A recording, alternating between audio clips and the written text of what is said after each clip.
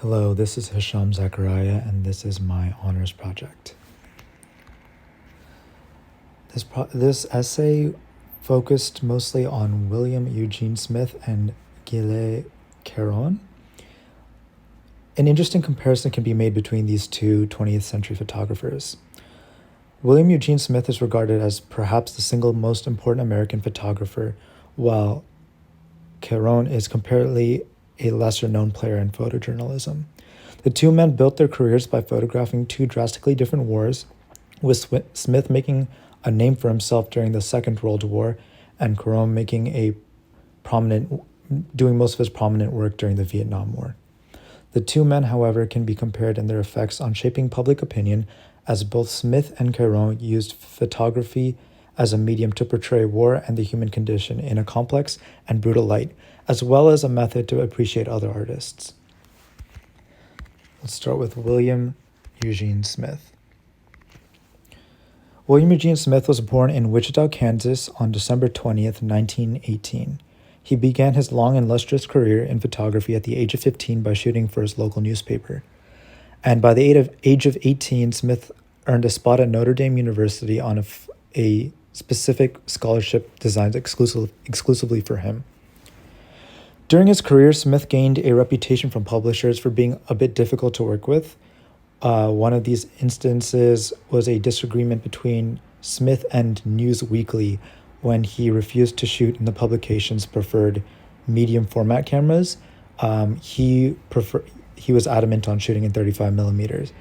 And this ended with Smith leaving the company. Smith was extremely dedicated to his vision and would give the story he was capturing precedence over his employers. Smith also became well known during his early career for his proficiency in manipulation of interior lighting. This likely developed during his stint in New York, and his ability to light subjects in his images was extremely advanced for his era. Photographers during this time period struggled to use camera-attached flashes in interior spaces, which would cause overexposure and crude-looking images. Smith, on the other hand, developed a method that combined flash photography with other interior lighting sources, along with his understanding of natural lighting. After his time in New York, Smith began one of his first major projects in Japan, his photojournalistic project during World War II. Smith would build a portfolio of images that captures the brutality and cruelty of war, and Smith himself would even be heavily wounded in the creation of this project. His work during the war would grow Smith's name. However, Smith would have to take 2 years to recover from his injury sustained in Japan. The image shown at left is actually one of Smith's most famous portraits or images, and it's called A Walk to the Paradise Garden. And this image was particularly important to Smith as it was his introduction back into photography after his injury during World War II. And he credits in a few articles that taking this image was gave him hope for his future. Smith would then begin to work for the Life magazine and release a multitude of projects, such as The Country Doctor and The Nurse Midwife. However, he would ultimately continue his reputation for being hard to work with for publishers, and left the company in 1955 over disagreements they made in one of his journals. Smith would then sign to Magnum Photography in 1957, where he would be sent to Pittsburgh to photograph an urban renewal project. He was given 3 weeks and $1,200 for the project. However, Smith would end up spending 3 years and accrue a ton of debt, as he believed the story that was being told in Pittsburgh transcended his responsibility at Magnum. The collection he acquired in Pittsburgh resulted in 11,000 photographs and would cost him his first marriage due to the time that he dedicated towards the project. He would move back to New York City, where he would live with relevant jazz musicians of the time and would partake in their late-night music sessions, where Smith would both record and photograph the guests they would host. This collection of images and audio from Smith would become the Jazz Loft Project and would total 4,000 hours of recordings and 40,000 photographs. The combination of Smith's Pittsburgh project and the Jazz Loft project exemplifies the difficulty of presenting his work, particularly because of the vast quantity and the high level of content that he produced.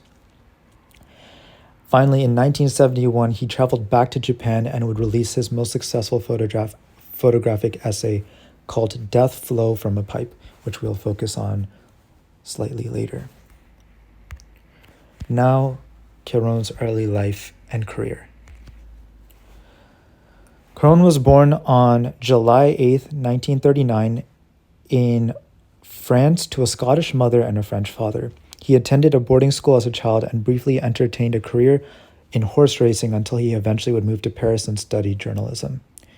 He developed his anti-war sentiments during his time serving his national service in Algeria in 1959, where he refused to continue fighting after generals push a military coup where French military generals attempted to sabotage the efforts of the Prime Minister of France to decolonize French-controlled Algeria. Caron would begin his career with photography after working in fashion and advertising, but would eventually be introduced to photojournalism in 1966 when he created a project documenting Ben Berkat, a young Moroccan independence fighter who had disappeared in 1965 while staying in Paris. Caron would briefly return to fashion and celebrity photography after his first photojournalism project, but would join the Gamma Agency in 1967 and continue his journalism career until his disappearance and presumed death in 1970. He was present for the Six-Day War in Israel in June of 1967, the Vietnam War for the rest of 1967, Mexico City in 1968, in an event where the Mexican army opened fire on student protesters. He was present in Northern Ireland and Czechoslovakia in 1969. And finally, he was in Cambodia in 1970, where he was believed to be captured by Pol Pot and the Cambodian government at the time. While his time was cut short due to political violence, and he was still able to have some long-term and diverse impacts similar to William Eugene Smith, and Caron undoubtedly had a long-lasting impact given his limited opportunities. The first image that can be discussed from Smith's portfolio is called Tomoko and Mother in Bath. This image was taken during Smith's Minamata project, where he lived 2 years in Japan in 1971, specifically to shed light on the human suffering caused by a major corporation improperly disposing of sewage. As the Minamata incident was caused due to residents of the town of Minamata unknowingly consuming fish that had high levels of mercury due to the corporation's illegal dumping. The relevant symptoms could be passed down from pregnant mother to child, as can be seen in this image, where Ryoko Kamimura and her daughter, Tomoko Kamimura, are shown in a traditional Japanese bathroom. The image displays a multitude of Smith's techniques, beginning with his mastery of indoor lighting. The soft lighting around the mother and daughter, gently illuminating both of their faces, makes the image feel extremely intimate. This feeling of intimacy is continued with the staging of the mother cradling her daughter, but is contrasted against the distorted features of Tomoko due to Minamata disease and its symptoms. Her hands and face being in such proximity to the normal features of her mother due to the staging creates a feeling of both sympathy and pain for the family. This image shows quite a few similarities with this photo from Caron. So Caron creates a similar atmosphere from an untitled image from his time documenting the Vietnam War. Comparisons can immediately be drawn between the two images, as they both capture parent-child relationships under difficult circumstances. It's important to understand Caron's anti-war stance, which helps contextualize many of his photojournalistic images.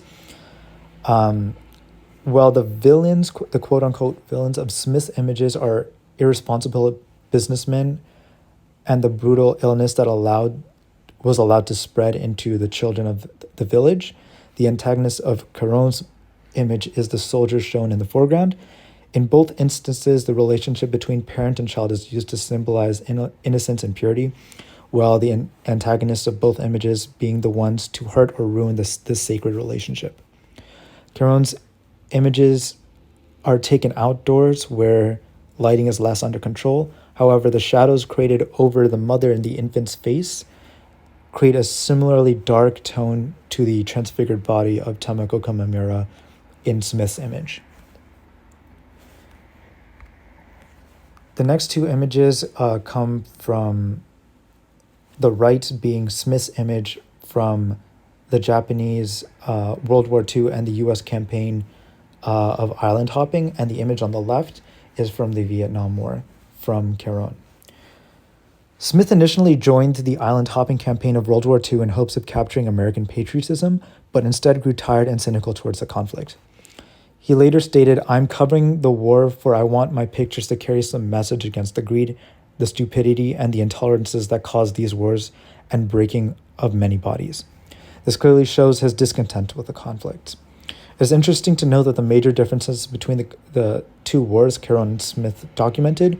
World War II was and is still considered today in modern times a justified use of force by the American military, but the Vietnam War is considered far more controversial. After spending time in the respective conflicts, however, both men come to similar conclusions on the pointlessness of war. The final two images, while the two men built their careers by sharing images with darker themes and circumstances, both Smith and Caron showed an interest in the works of other artists and used photography to capture their efforts. Smith would document with his extremely large portfolios of images the Jazz Loft project, which is shown on the right, and this would mark Smith's appreciation and respect for his musician housemates. Caron, on the other hand, began his photographic journey working in fashion. While they may have started their careers in very different circumstances, the two men from differing generations have a lot in common. Both, interestingly, were attacked during their international missions, with Caron unfortunately passing away, but Smith being injured for over 2 years. The two men held anti-war sentiments and both covered the major conflicts of their eras. But most importantly, the two men share the greatest similarities in their use of photography as a tool to document the effects of war, the human condition, and the works of other artists. Thank you, and that's all I have.